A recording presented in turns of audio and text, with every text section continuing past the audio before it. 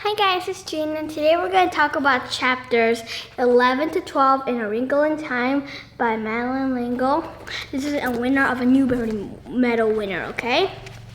Okay, so when we left off last time, in chapter 11, the beginning, well, they're on this strange planet after Mr. Murray tested Meg and Calvin away from Camazotz without Charles Wallace, and now these creatures are about to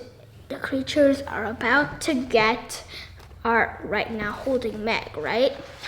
Mr. Murray cries out, "No!" If you had been Mr. Murray, how would you have reacted? Would you have even said no? Or would you have been too horrified and scared to even say no? And also, what do you think of these beasts anyway? Do you think that they are good or bad beasts? And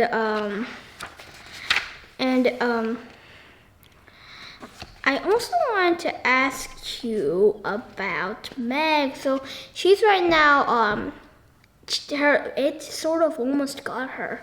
Could you think of something that makes you very grumpy and a little mean? Is there anything like that you've ever experienced like that before? I mean, like, let's say that you don't like this, what about you don't like this math class, okay? Math class is actually really good for you. I actually personally do like math class, but let's say you don't like it.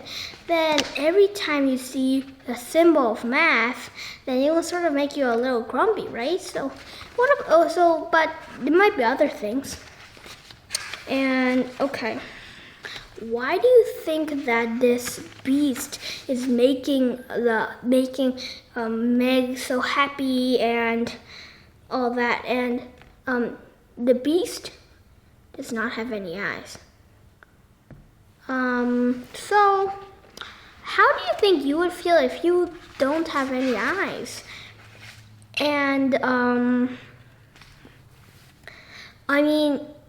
I mean, if you did not know what light was, how would you explain light to somebody? How would you explain sight? How would you explain the color blue, like right here, or the color, I guess this is orange, red, yellow?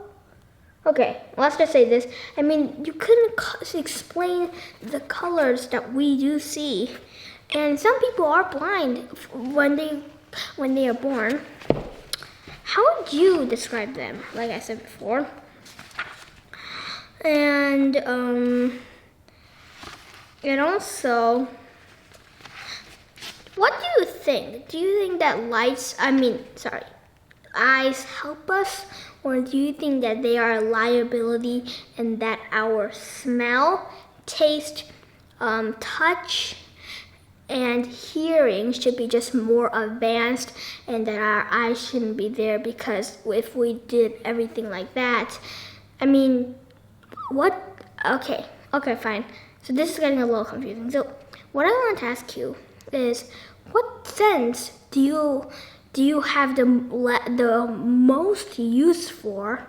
Or which sense do you have the least use for? And if you had to take one of your 5 senses away, then what would it be? Now you have 4 senses.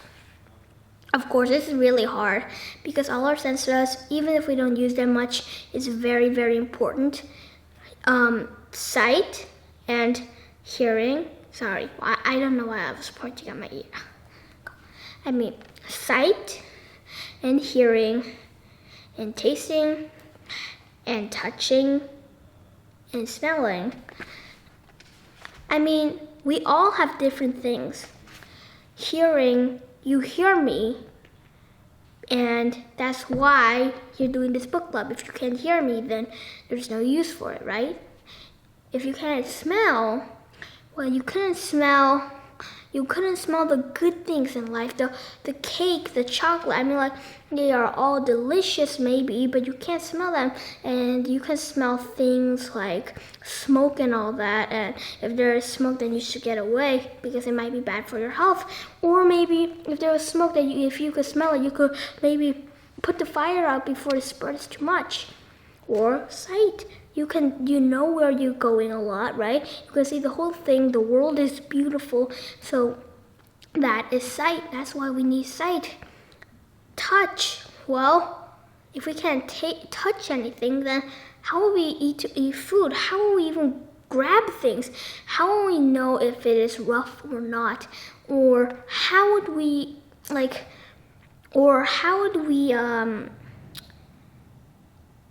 how will we know that if it was safe to climb, right? Sometimes you need to feel around, right? How would you know if it was safe to climb? Like if you're on a mountaintop, right? You might die. And taste. Taste is very important. You get to eat a lot. Eating, if it gets you're nourishing, that's good. But taste is yummy. It's supposed to be good, right? All of those 5 senses are vital. But anyway, how do you think that the beast is even communicating to Meg? How do you think it knows their language? Or do you think this is some universal language? And do you think that Meg is like Meg, or do you think that like the monster, the beast, is like a telepath or like something that, sends messages to other minds? And what do you think about Aunt Beast? Do you like it? And have you ever heard music that is so good that you can't even describe it? Because Aunt Beast singing is like that, right? Do you think that good and stars help you? Because good and stars help Aunt Beast fight the black thing. And do you think that there are trillions of fighters all over the universe about fighting the black thing? And okay, Meg was like surprised when they said that they couldn't really describe Mrs. Whatsit to the beast. And Meg was like, and Calvin was like, and Meg was really frustrated. And Calvin was like, why don't you try it? And Meg couldn't do anything, right? Because this was hard. They couldn't see, so they couldn't tell Mrs. Whatsit by sight. They don't really know them, Mrs. Whatsit or Mrs. Who, and right? Mrs. Who and Mrs. Whatsit and Mrs. Which,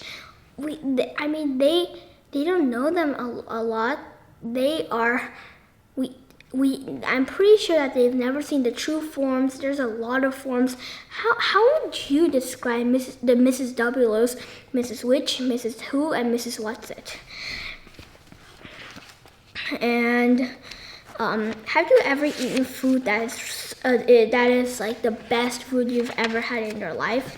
Because that's the food that the beasts are giving them, right? And then suddenly a thundering voice came, and it's we are here. Means that Mrs. Who, Mrs. Whatsit, and Mrs. Which are here. Okay, 12, the foolish and the weak. What do you get from that title? And the thing is, Meg has to go Meg has to go alone to Camazotz. Do you think that this is a sensible thing to do? Do you think this is a safe thing to do? And how would you react if you were Meg? Would you be scared? Would you be excited? How would you react? And also, how do you think, if you were Mr. Murray, how would you react about this? And do you think that it can be defeated by Meg alone? And Meg goes, right? And do you think that nobody understands Charles except for Meg? Or do you think that Meg's father could do the same job as Meg is doing? And then Mrs. Hood told Meg this thing, okay?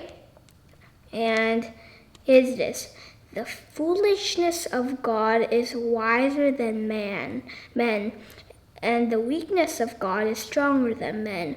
For ye see your calling, breathing, how that not many wise men after the flesh, not many mighty, not many noble are called, but God hath chosen the foolish things of the world to confound the wise. And God hath chosen the weak things of the world to confound the things that are mighty, and base things of the world, and things which are despised hath God chosen ye, and things which are not, to bring to naught things that are. What did you make out of that quote, right? And do you think that, and did you even understand it? Because there's like some words that you don't really know, like ye or breathen or hath. Well, you get a little of hath is like half, right? But there's a lot of other things. So did you even make out what he was saying? What she was saying, Mrs. Who? Well, we don't even know. Well, she's not a she. Not exactly, right? She might be something, not a female or a male, right? She might be a male. We don't know. And then she goes to it. And Charles Wallace is crouched beside it. And if you had seen Charles Wallace like that and you were Meg, how do you think she felt? And then she realized that what she had over it was love. And do you think that love is a powerful thing to have? And do you think that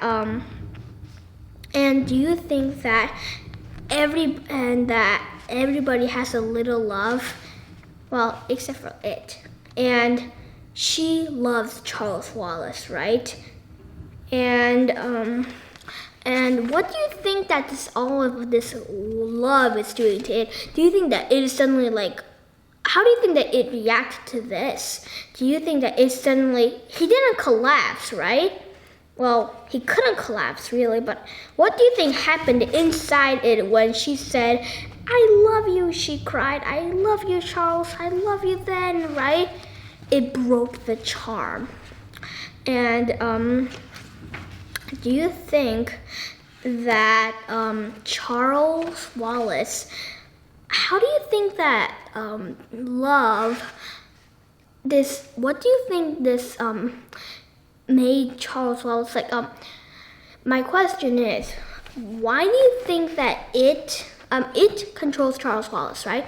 Why do you think that it wants to make everybody like what do you think that its main goal is? What do you think that what do you think it's trying to do? He's hypnotizing people, right? Well, it's not a he, it's an it, right? It is trying to hypnotize people. What do you think his goal is? I just wanted to ask you about that. And then Mrs. Murray and Mr. Murray and Mrs. Murray were hugging and all that. And how How do you think the twins and Mrs. Murray felt when they saw Mr. Murray? And how do you think that Meg felt at that moment? How do you think that everybody felt at that moment? How do you think that Mr. Murray felt at that moment to be back home?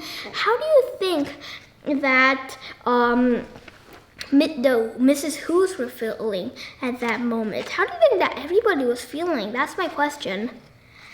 And of course, I also wanted to ask you about Mrs. Wusset, Mrs. Who, and Mrs. Witch.